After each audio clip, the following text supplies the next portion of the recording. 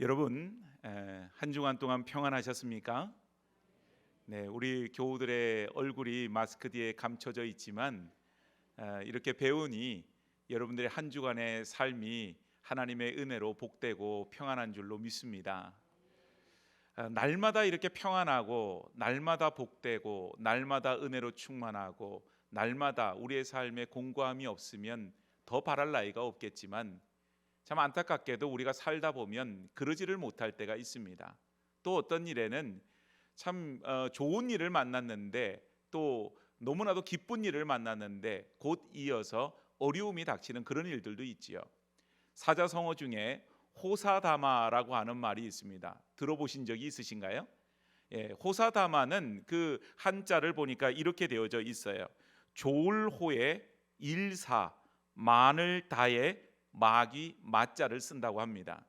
그러니까 좋은 일이 많을 때에 또한 거기에 뭐가 많으냐 하면은 마귀가 많다. 즉 방해가 많이 따른다. 그런 의미로서 호사다마라고 하는 말을 써요. 오늘 여러분, 우리가 예기치 않은 어려움을 만날 때가 있습니다. 우리의 삶에 때로는 가정의 문제로 인하여서 고통을 당하고 또 건강의 문제나 경제적인 어려움이나 또 이런저런 삶의 어려움이 우리 가운데 갑자기 들여닥치게 될 때 우리는 참 어려워요. 그래서 우리가 그때에 이런 생각을 하죠. 내가 뭔가 신앙생활을 게을리하였나? 하나님 앞에 범죄한 것은 없는가?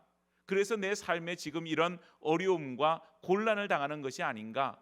많은 분들이 그런 생각을 할 때가 있습니다.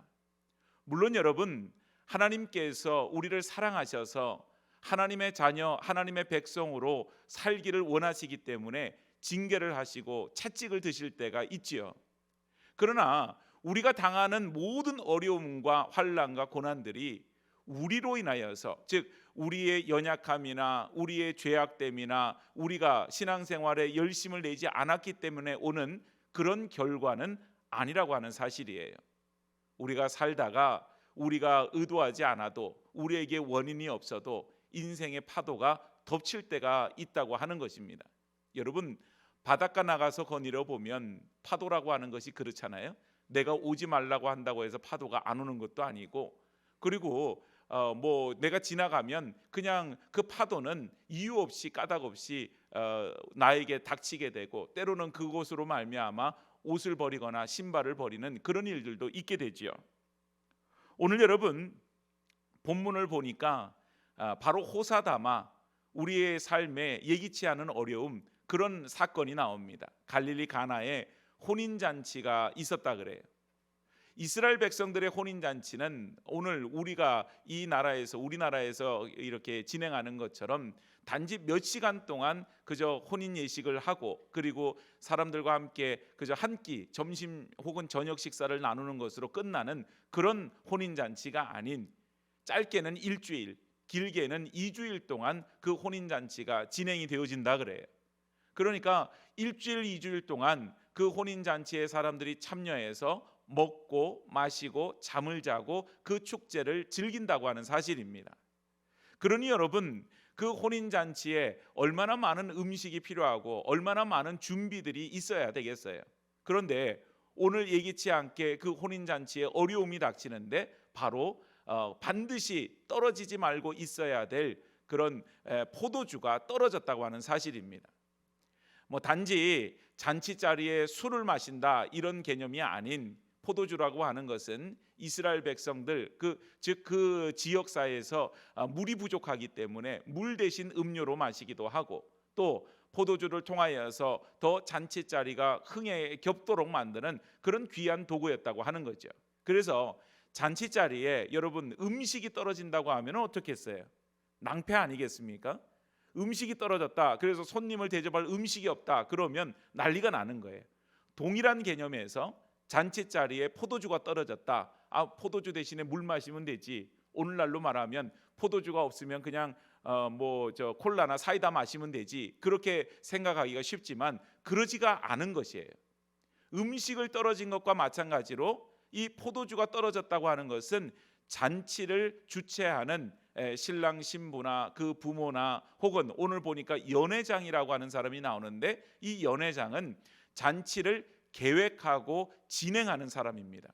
그러니까 손님의 규모를 생각하고 그 잔치를 어떻게 진행할 거고 또 그에 합당한 음식과 포도주와 모든 것을 준비하는 역할을 연회장이 하는데, 이 연회장에게 큰 낭패가 아닐 수가 없게 된 거예요.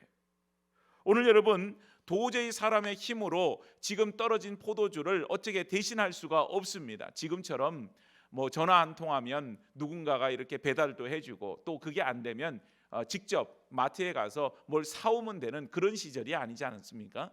미리 계획해서 포도주를 집에서 담그고 그리고 그 포도주를 손님들에게 대접해야 되는데, 그게 떨어졌으니 지금 이것은 누구의 힘으로 해결할 수 있는 그런 상황이 아니라고 하는 거예요. 오늘 여러분, 이와 같이 호사다마 좋은 혼례의 잔치에 어려움을 당하게 됩니다. 오늘 우리의 삶에 이런 예기치 않은 어려움이 찾아오게 되어져요. 오늘 여러분, 이런 어려움을 우리가 맞닥뜨리게 됐을 때, 그때에 우리의 신앙의 어떤 수준 혹은 정도를 우리가 볼 수 있는데, 우리가 아무런 문제가 없을 때는 그분의 신앙이 좋은지 또 그분의 신앙이 좋지 않은지 우리가 알 수는 없지요. 그런데 이런 어려움을 만났을 때 어떻게 반응하고 어떻게 대응하느냐, 그걸 보면 그 신앙의 모습을 볼 수가 있어요. 하나님의 교회도 마찬가지입니다. 하나님의 교회가 아무런 일이 없고 평안할 때에는 그저 매 주일마다 이렇게 모여서 예배드리고 시간 모여서 예배드리고 이런저런 어떤 절기에 따라서 뭐 이런저런 일들을 하고 그렇게 할 때에는 큰 어려움이 없이 그냥 이렇게 굴러가는 거예요. 그런데 교회에 어려움이 닥치고 성도들에게 어려움이 닥쳤을 때 그 어려움을 어떻게 접근하고 어떻게 해결해 나가느냐, 그거에 따라서 그 교회가 가지고 있는 혹은 그 개인이 성도가 가지고 있는 참된 신앙의 모습이 나온다, 이렇게 볼 수 있습니다. 오늘 여러분, 이 위기의 상황이라고 하는 것은 사람의 힘으로 어떻게 할 수 없는 그런 상황을 말해요. 그 상황 속에서 우리에게 필요한 것이 뭐겠어요? 바로 하나님께서 베푸시는, 주님께서 베풀어 주시는 기적의 역사인 것이죠. 오늘 이 갈릴리에서 일어났던 이 일을 오늘 본문 11절 마지막 말씀에 예수께서 이 첫 표적이라고 하는 말을 쓰지만 이 말을 이적 혹은 기적이라고 하는 그런 말로 쓸 수가 있는 것입니다. 오늘 우리에게는 어떻게 보면은 매일매일 하나님의 은혜, 바로 하나님께서 우리 가운데 베풀어 주시는 기적이 필요할지도 모르겠습니다. 우리에게 있어서 아무런 어려움이 없고 문제가 없다 손 치더라도 하나님이 우리를 붙들어 주시지 않으면, 하나님이 우리에게 은혜 베풀어 주시지 않으면 우리는 설 수가 없는 존재이기 때문에 그런 것이죠. 오늘 우리는 하나님의 말씀을 통하여서 기적의 현장으로 달려가고 또 우리의 삶 속에서 하나님의 이적의 역사, 기적의 역사가 우리가 어떤 준비의 과정을 통해서 일어나는지를 살펴보기를 원해요. 기적은 그냥 어느 한순간 그 나무에서, 감나무에서 떨어지는 감을 우리가 그 밑에 누워서 있을 때 받아 먹는 그런 것이 기적이 아니죠.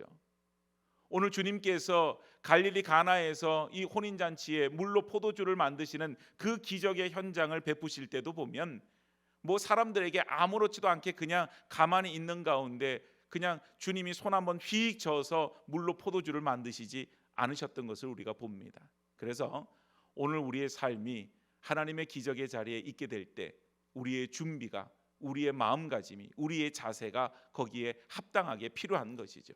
오늘 주의 말씀을 통하여서 특별히 우리의 삶의 자리가 지금 어렵고 힘들고 고난 가운데 놓여져 있는 주의 성도들이 있다면 하나님께서 베푸시는 그런 놀라운 기적의 역사가 우리 모든 성도들에게 임하는 귀한 시간이 되어지기를 주의 이름으로 축복합니다.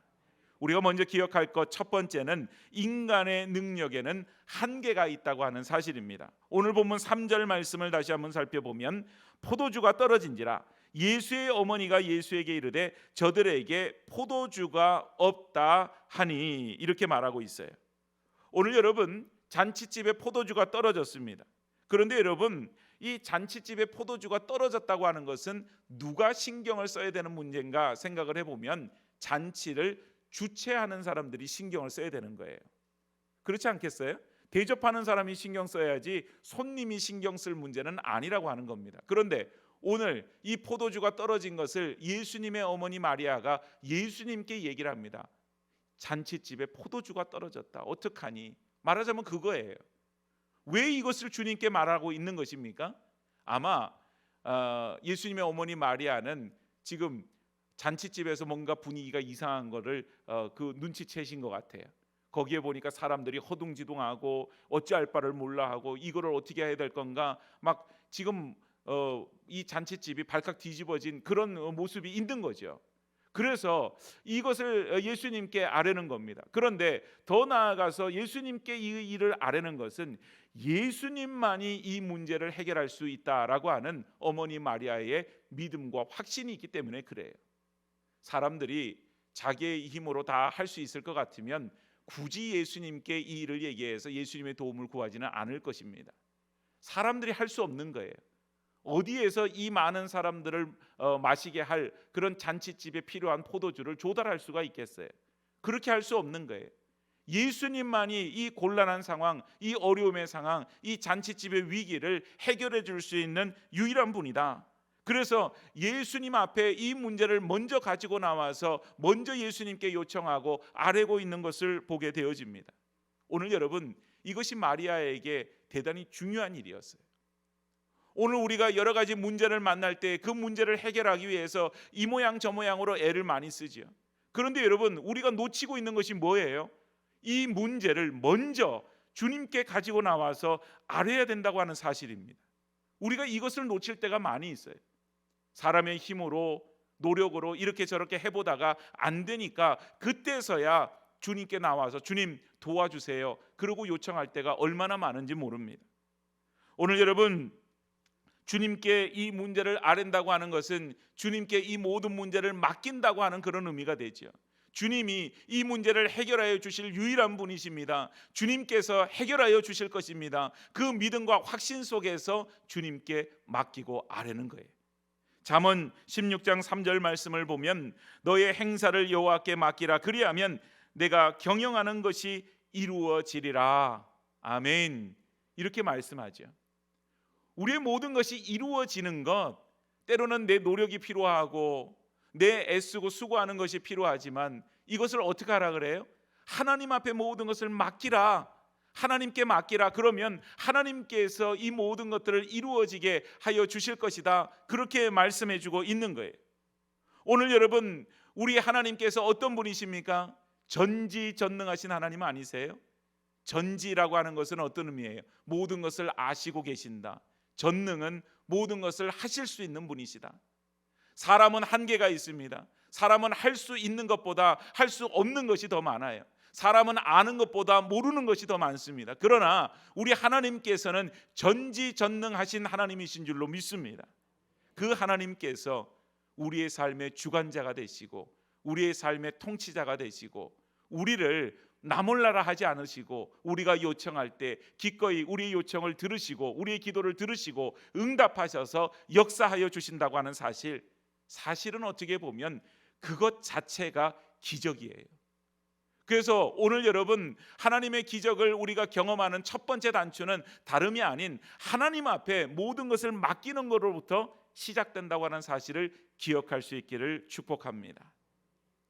오늘 맡겨야 돼요. 제가 성지순례를 간 적이 있는데요, 이스라엘로. 그 성지순례를 갔을 때에 사해라고 하는 이 바다를 간 곳이 있습니다. 여러분들이 사해에 대해서 들어보신 적이 있지만 가끔 아마 뉴스나 무슨 채널을 통해서 보신 적도 있을 거예요. 왜 이름을 사해라고 지었나? 그 죽을 사자거든요. 그 사해라고 지은 이유가 뭐냐면 그 바다에는 생물, 즉 물고기가 살지를 못해요. 이유가 뭔가 하면 염분이 높기 때문입니다. 소금의 농도가 너무나도 짠 성분이 높기 때문에 생물이 살 수가 없어요. 물고기가 살 수 없어요. 그런데 여러분, 또한 장점, 또 특별한 점이 하나 있습니다. 그거는 그 물에 염분이 많아서 수영을 못하는 저 같은 사람도 들어가면 물에 둥둥 뜬다고 하는 사실이에요. 그래서 그 얘기를 듣고 거기를 방문해서 또 진짜 그런가? 그리고는 들어가서 물에 한번 들어가 봤어요. 그런데 물에 뜨려고 하면은 뭐 그 수영하는 여러 가지 방법인데 저는 모르니까 어떻게 하면 되냐고 물어봤더니 물에다가 그냥 이렇게 내 몸을 편안히 맡기고 그냥 우리가 방바닥에 들어 눕듯이 들어 누우면 된대요. 근데 여러분 겁나잖아요. 그 물에다가 들어 눕는다는 것이. 그런데 들어 누워 봤어요, 믿고. 그랬더니 신기하게 몸이 둥둥 뜨는 거예요. 그런데 여러분 반드시 기억해야 될 게 있대요. 그게 뭔가 하면 겁이 나가지고 내가 물에 떠 있으니까 겁이 나가지고 살려고 막 발버둥 치다가 내 몸이 이렇게 누워 있는 상태에서 휙 하고 뒤집어지게 되면 그 사해 바닷물이 내 입속으로 들어오고 내 눈 속으로 들어가서 그렇게 접하게 되면은 굉장히 극심한 고통을 느끼게 된다고 하는 사실입니다. 그래서 실질적으로 그때 당시로 같이 갔던 분 중에 한 분이 겁이 나가지고 막 이렇게 발버둥을 치다가 그리고는 몸이 뒤집어져서 그 물이 입으로 또 코로 또 눈으로 들어가가지고 한동안 그 물을 민물로 이렇게 다 생수로 씻어낸데도 불구하고 아주 따갑고 굉장히 고통을 느꼈던 그런 일들이 있었어요. 사해바다에서 수영하려면 수영을 할 수 있는 게 아니라 그냥 몸을 맡기는 거예요, 물에다가. 그러고 있으면 몸이 둥둥 떠요. 오늘 여러분 우리의 삶 속에서 우리가 때로는 열심히 살아야죠. 이것도 노력하고 저것도 노력하고 애를 쓰고 계획을 세우고 그렇게 해야 될 것입니다. 그런데 여러분 그것으로 모든 것이 다 된다고 하면 하나님이 필요하겠어요? 오늘 우리의 노력으로 되는 것보다 안 되는 것이 더 많지요. 때로는 우리가 감당하기 어려운 오늘 가나의 혼인잔치에서처럼 정말 포도주가 떨어진 상황처럼 정말 낭망스럽고 절망스러운 그런 순간이 있는 거죠. 그러면 어떻게 해야 돼요? 마치 사해바다에 몸을 맡기듯이 우리 주님께 모든 것을 맡겨야 됩니다. 그것을 이루실 수 있는 분은 하나님 한 분밖에 계시지 않아요. 하나님, 내 삶에 문제가 생겼습니다. 일이 생겼습니다. 내 힘으로 할 수 없습니다. 하나님께서만 내 삶의 주관자가 되어 주셔서 이 문제를 풀어주시고 해결해 주실 분 하나님 한 분밖에 없습니다. 그 고백이 먼저 되어야 된다고 하는 사실입니다. 근데 왜 그걸 못해요? 내 힘으로 할 수 있을 것 같거든요.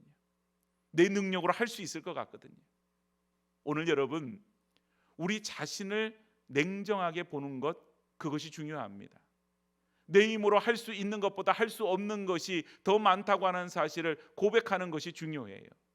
오늘 여러분 아무리 의술이 나날이 발전돼도 의술로도 고칠 수 있는 것과 고칠 수 없는 것 생각해 보면 고칠 수 있는 것이 점점 많아지기는 하지만 여전히 고칠 수 없는 병들이 많아요. 과학이 발전해서 많은 것들을 발견해내고 알아가지만 과학자들이 아는 것보다 모르는 것이 점점 많은 것을 보게 되어집니다. 사랑하는 여러분, 오늘 우리가 기억해야 될 것, 바로 내 힘으로 할 수 없습니다. 천부여 의지 없어서 손들고 가오니 주님 나를 도와주옵소서. 그 고백으로 주님께 나아갈 때 하나님께서는 기꺼이 우리의 요청을 들으시고 우리 가운데 역사하여 주실 줄로 믿습니다. 오늘 여러분 우리는 내가 무엇을 할 수 있고 무엇을 할 수 없는지 그것을 여러분 구분하여서 할 수 없는 것만 주님께 맡기고 할 수 있는 것은 주님께 맡기지 않고 그렇게 하는 게 아니에요. 내가 할 수 있든 없든 먼저 주님께 아뢰어야만 합니다. 그것이 첫 번째예요. 하나님 앞에 도움을 요청하고 하나님 앞에 모든 것을 맡기고 하나님을 의지하는 것이 먼저 선행되어져야만 해요. 내 힘으로 하는 것은 그 다음입니다. 하나님께서 우리가 그렇게 요청할 때 때로는 우리에게 지혜를 주실 것입니다. 우리에게 힘을 주실 것입니다. 능력을 주실 것입니다. 그러므로 말미암아 하나님께서 정말 이 불가능한 일을 가능케 만들어 주시는 그런 역사가 우리 가운데 일어나게 되어질 줄로 믿습니다. 오늘 여러분 먼저 내가 할 수 없음을 고백하는 주의 성도들이 되어지기를 축복합니다. 두 번째는 내가 할 수 없는 것, 내 한계치를 인정하고 고백하는 것, 그것만큼 중요한 것이 있어요. 그거는 끝까지 주님을 의지해야 된다고 하는 사실이죠. 오늘 여러분 본문 4절 말씀을 다시 한번 보면 이제 어머니 마리아가 예수님께 포도주 떨어졌다 그렇게 얘기하니까 예수님이 4절에 뭐라고 말씀하세요? 예수께서 이르시되 여자여 나와 무슨 상관이 있나이까 내 때가 아직 이르지 아니하였나이다 그래요. 오늘 예수님께서 이 말씀을 보면은 어머니 마리아의 청을 매몰차게 거절하는 것 같아요. 더군다나 여기 보니까 여자여 그리고 시작하잖아요. 여러분 어머니 보고 우리가 여자여 그러면은 어머니가 아마도 세상에 이런 놈이 어디가 있나 그리고는 야단을 치겠죠. 근데 이 말은요 원래 헬라어로 보면 귀나이라고 하는 여성에 대해서 가장 극존칭을 하는 그런 표현입니다. 근데 우리나라 말로 이게 없어요. 그러다 보니 번역하는 과정에서 여자여 이렇게 했지만 그거는 어머니를 낮추는 말이 아닌 어머니를 최대한 높여드리는 그런 공적인 단어가 바로 여자여라고 하는 귀나이라고 하는 이 말이라고 하는 거예요. 근데 아무튼 바로 마리아에게 지금 예수님의 반응은 호의적이지 않아요. 마리아 어머니의 부탁을 어떻게 보면 거절하고 있는 그런 모습 아닙니까? 이 잔치집에 포도주와 나와 무슨 상관이 있습니까? 아직 내 때가 이르지 않았습니다. 오늘 예수님의 반응은 때로 우리의 기대와 우리의 생각과 다를 때가 많이 있어요. 그럴 때마다 여러분 우리가 낙심하고 예수님께서 우리를 미워하시고 싫어하시는구나 스스로 그렇게 판단을 해요. 그리고는 주님께 요청하는 걸 더 이상 하지 않고 그 순간 그저 주님이 안 된다고 하시니 그러면 내 마음대로 하겠습니다. 이제는 삐뚤어지겠습니다. 그러고 가겠어요? 오늘 여러분 예수님의 그 반응 속에서도 5절 말씀에 보면은 어머니 마리아가 이렇게 얘기합니다. 그의 어머니가 하인들에게 이르되 너희에게 무슨 말씀을 하시든지 그대로 하라. 무슨 말을 하든지 그대로 하라. 주님의 말씀에 순종하여서 그 일을 그대로 할 것을 요청하고 있는 것을 보게 되어집니다. 사람은 조그마한 낌새만 있으면 안 될 것 같다고 미래 지레짐작을 해요. 지레짐작 끝에 우리가 하는 일은 포기하는 거죠. 하지 말아야 되겠다. 안 될 것 같다. 이거 했다가 괜히 애만 쓰고 그 품만 들고 이거 안 된다. 그리고는 포기해 버려요. 사람에게는 능치 못함이 있는지 모르겠으나 하나님께서는 능치 못함이 없는 줄로 믿습니다.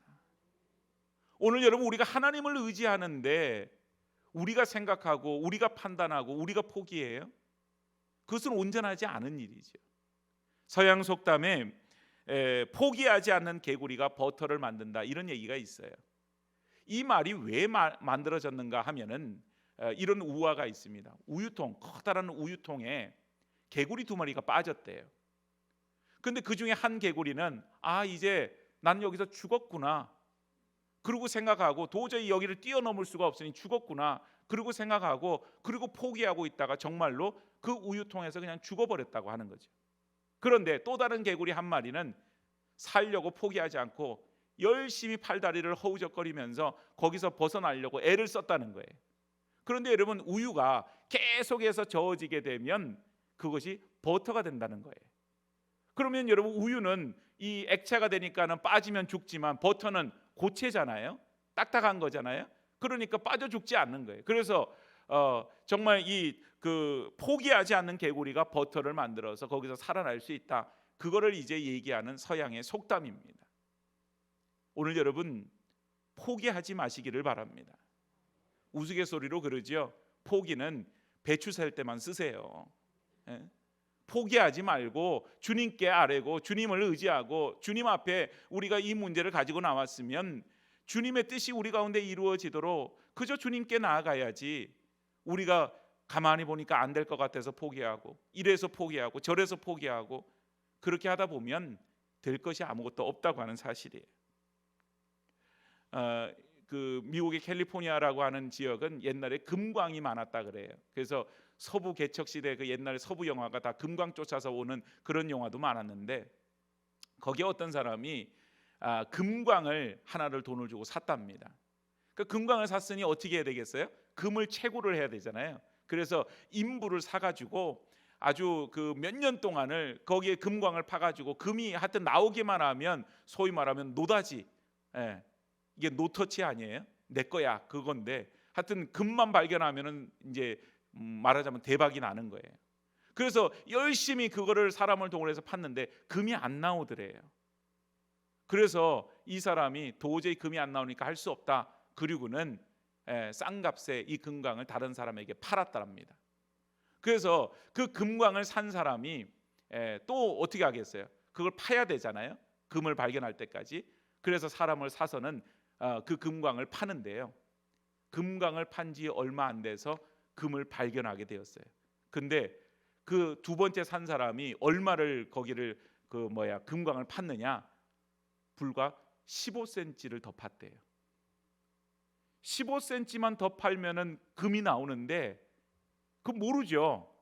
앞에가 뭐 금으로 되어 있지 않으니까 그 15cm 때문에 포기하였더니 그냥 아무것도 소득이 없이 그거로 끝나버린 거예요.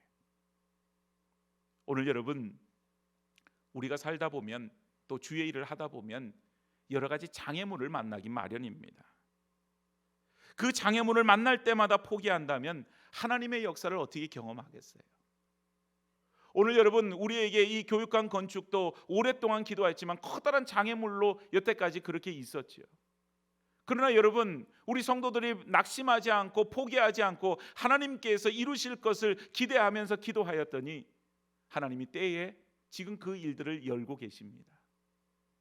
하나님이 여신다고 하는 것은 어떤 의미예요? 하나님이 마무리 지으신다, 그런 의미인 거예요. 그래서 저는 이 모든 것이 사람의 계획과 생각과 힘이 아닌 하나님께서 하시는 일이 되어질 줄로 믿습니다. 우리 성도들도 똑같은 마음일 거예요. 그래서 더욱더 한 마음으로 기도하게 되고 일에 대한 기대감은 그저 어떤 건축물이 만들어지는 것이 아닌 하나님이 하신 일을 본다고 하는 그 기대감이 우리 안에 있어야 된다고 하는 사실이죠. 건축은 그냥 하나의 건물이 아니에요. 하나님의 교회에서 이것은 하나님의 역사를 보는 것입니다. 오늘 여러분, 우리가 하나님의 역사를 바라보기 위해서 우리 안에 낙심하고 좌절하고 또 그 일로 인해서 포기하는 그와 같은 어리석음을 범하지 말고 끝까지 하나님 앞에 믿음으로 도전하는 주의 백성들이 되어지기를 축복합니다. 오늘 그래서 여러분, 여기 보니까 이제 정결 예식을 따라서 이 손과 발을 씻는 항아리가 있었다 그래요. 그 유대 지역은요, 사람들이 더운 지역이고 또 나무가 많지 않고 이러기 때문에 먼지가 많이 날려요. 그래서 사람들이 이제 신고 다니는 신발도 무슨 우리가 여름철에 신고 다니는 샌들 같은 거, 그런 걸 신고 다니니까 늘 이 발과 이 손에 먼지가 많습니다. 그래서 어느 집에 들어가거나 손님이 오거나 또 잔치집 같은 데는 특별히 입구에다가 그 손과 발을 씻을 수 있는 물을 담겨져 있는 항아리를 두고요.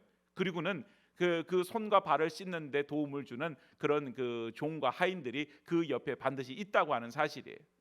그래서 오늘 그 유대인의 정결 예식에 따라서 항아리가 집 입구에 6개가 놓여져 있는데 그 항아리 하나의 크기가 보통 75리터에서 113리터 정도 들어가는 그 크기라 그럽니다. 그러니까 이 항아리가 자그마한 항아리가 아닌 거예요. 큰 항아리인 거예요. 그게 6개가 있어요. 그런데 오늘 예수님께서 명령하시는 게 뭐예요? 그 항아리의 입구까지 그 물을 채우라, 그렇게 말씀하시는 거죠. 오늘 여러분, 이 말씀은 대단히 이해하기가 어려운 말씀 아니에요. 지금 문제가 뭡니까? 포도주 떨어진 게 문제지 손 씻을 물, 발 씻을 물이 없는 게 문제가 아니잖아요. 그런데 왜 도대체 항아리에다 물을 채우라고 하실까? 이해가 안 가는 거예요. 그런데 오늘 그 명령이 이해가 안 가지만 그 사람들, 그 하인들이 그 명령에 순종해서 물을 아기까지 채웠다 그랬어요.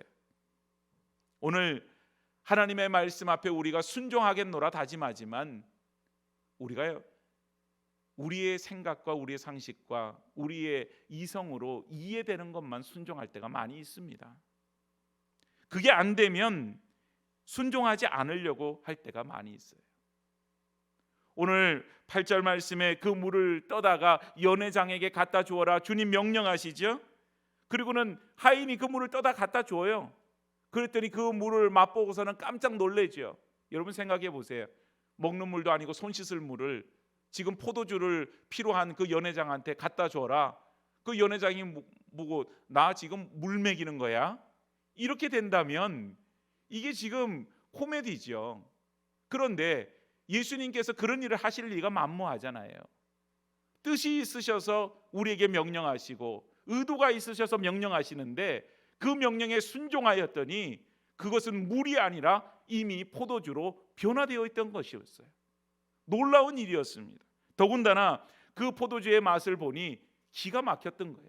처음 나왔던 사람들이 이미 마셨던 그 포도주보다 훨씬 더 품질이 좋은 그런 포도주가 지금 나왔는데 연회장은 그것이 어디서부터 왔는지 알지를 못했던 거예요. 오늘 여러분, 주님을 끝까지 의지하라고 하는 것은 주님의 말씀에 끝까지 순종하는 것입니다. 오늘 저와 여러분들이 만일 이 자리에서 주님의 명령을 들었다면 어디까지 순종할 수 있을까? 저라면 어디까지 순종할 수 있을까 생각해 봤어요. 아마도 항아리에 물 채우라라고 하는 것까지는 순종할 수 있을 것 같아요. 그것도 조금 지금 상황에서 안 맞는 것 같은데 그래도 항아리에 물 채우는 것쯤은 할 수 있잖아요. 그런데 여러분, 그 물 떠다가 갖다 줘라고 하는 것은 순종하기가 쉽지 않아요. 그 물을 떠다 갖다 주었을 때 좋은 반응을 기대할 수 있겠어요? 좋은 반응을 기대 못해요. 분명히 야단 맞을 것 같고 분명히 왜 물 떠왔냐고 얘기할 것 같은데 그거 어떻게 물을 떠다 줄 수 있겠어요? 그런데 여러분, 오늘 이 하인들은 그 명령 전체를 다 순종합니다. 물을 채우라 했을 때 물을 채우고 떠다 주오라 그랬을 때 떠다 주어요. 오늘 하나님 앞에 순종하는 것은 내 생각으로 받아들이는 데까지만 순종하는 것이 아닌 내 이성과 내 상식으로 내가 받아들이지 못하는 부분까지도 순종하는 것, 끝까지 순종하는 것, 그것이 바로 하나님을 의지하는 일인 줄로 믿습니다. 오늘 여러분, 이해하고 순종하는 거는요, 그거는 순종이 아니에요. 어떻게 보면 그냥 그거는 동의예요. 내가 주님의 말씀, 주님의 뜻에 동의합니다. 순종은 내가 동의하지 못하지만 주의 말씀을 따르겠습니다. 그런 의미가 되어지는 것이죠. 오늘 하나님의 말씀에 순종할 때 기적을 경험하게 되어질 줄로 믿습니다. 하나님을 끝까지 의지하지 못하면 순종할 수 없어요. 순종하지 않으면 아무것도 경험할 수 없어요. 우리의 생각이 하나님의 말씀보다 앞설 수 없습니다. 우리의 뜻이 하나님의 뜻보다 앞설 수 없어요. 하나님 앞에서 오직 순종함으로 갈 때 우리가 생각하지 못하고 우리가 상상하지 못하는 그런 놀라운 하나님의 기적의 역사를 경험하게 되어질 줄로 믿습니다. 그 놀라운 역사를 경험하는 주의 성도들이 되어지기를 주의 이름으로 축복합니다. 마지막 세 번째는 기적은 하나님의 영광을 위해서 한다고 하는 것이에요.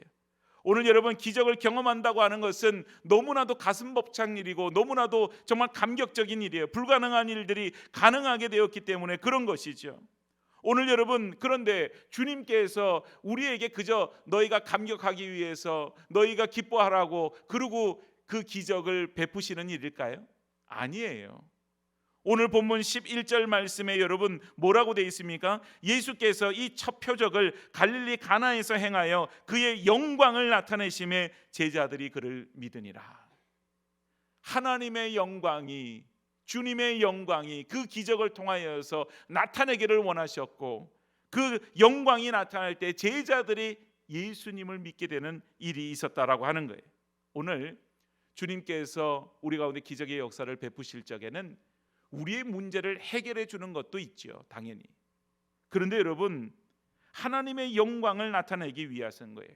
하나님의 영광을 드러낸다고 하는 것은 다름이 아닌 하나님께서 어떤 분이신지를 우리에게 보여주시는 것입니다.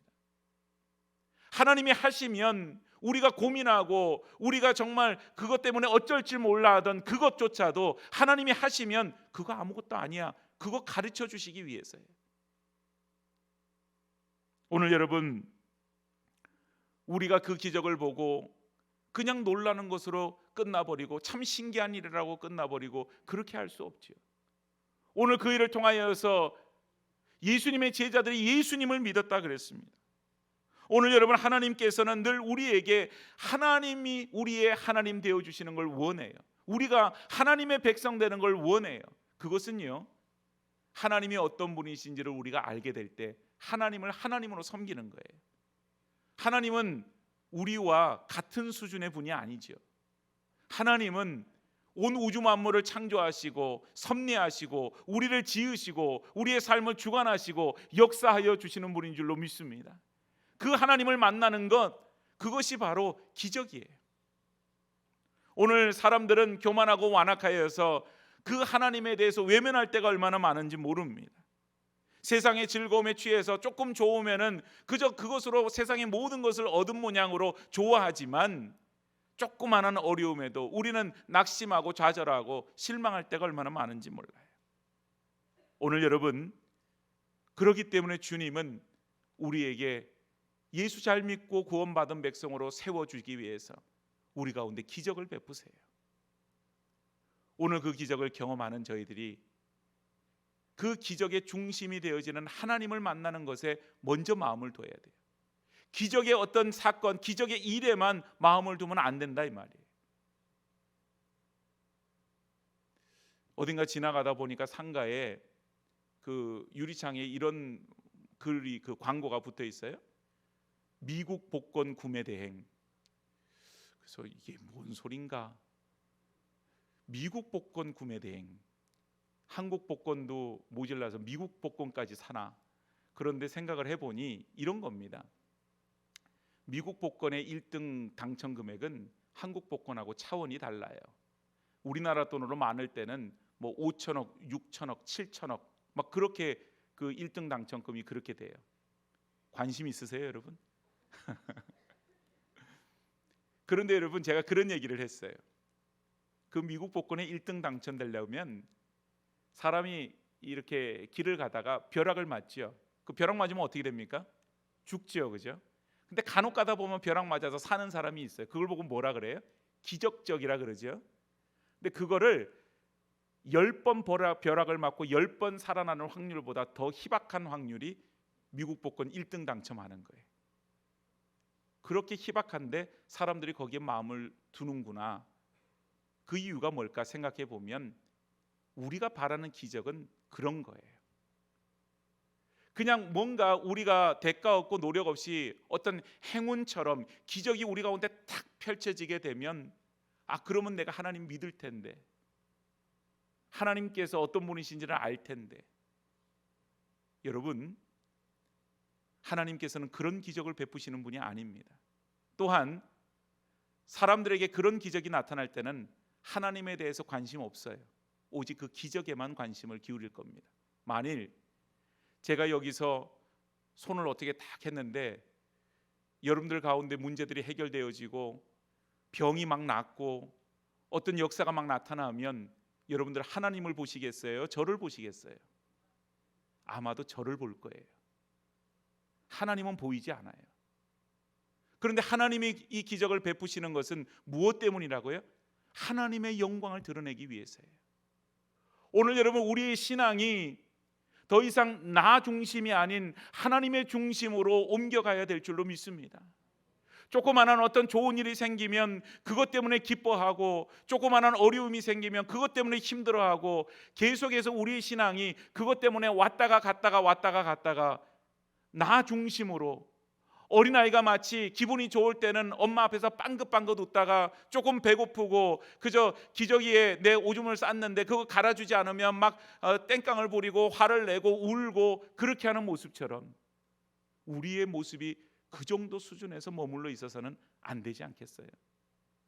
우리의 신앙의 중심이 나 중심이 아닌 하나님 중심으로 간다고 하는 것은 마치 그러던 아이가 자라나서 어느 순간이 되니까 엄마 아빠를 생각해요.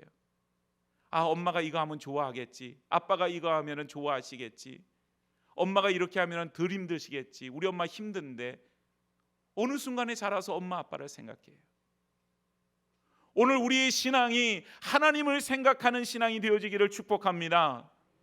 하나님 앞에 영광이요, 하나님 중심이 되어서 어떻게 하면 하나님 앞에 영광을 돌릴까? 이 일을 통하여서 먼저 하나님을 생각하고 하나님 앞에 영광을 돌리고 하나님 앞에 기쁨이 되어지는 그런 신앙, 우리가 가져야 될 신앙인 줄로 믿습니다.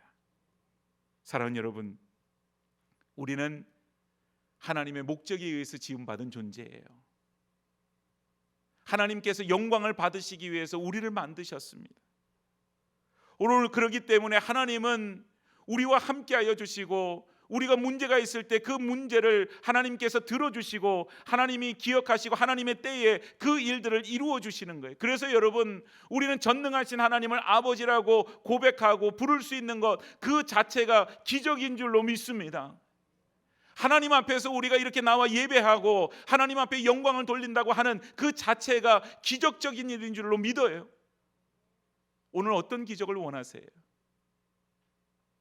우리의 삶이 우리에게 날마다 기적을 베풀어 주시는 하나님, 우리가 밤에 잠자리에 들고 다시금 새 날이 우리 가운데 와서 우리의 잠에서 우리의 눈이 떠지게 되고, 때로는 이른 시간에 하나님의 전에 나와 새벽 제단을 쌓고, 또 수요일 나와서 하나님 앞에 부르짖고 찬양하고 기도하고, 주일이 되어 하나님 앞에 나와 예배하는 이런 기적의 삶을 살아갈 수 있도록 하나님 우리에게 은혜를 베풀어 주셨어요.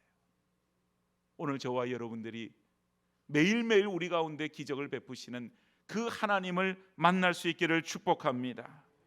우리 가운데 어떤 어려움을 만나도, 그래서 그 어려움으로 인하여서 그 어려움 때문에 우리가 좌절하고 낙심하는 것이 아닌, 그 모든 것을 이기게 하시는 전능하신 하나님으로 인하여서 하나님께서 베풀어 주실 그 기적의 역사를 우리가 기대하면서 믿음으로 승리하는 주의 백성들 되어지기를 주님의 이름으로 축복합니다.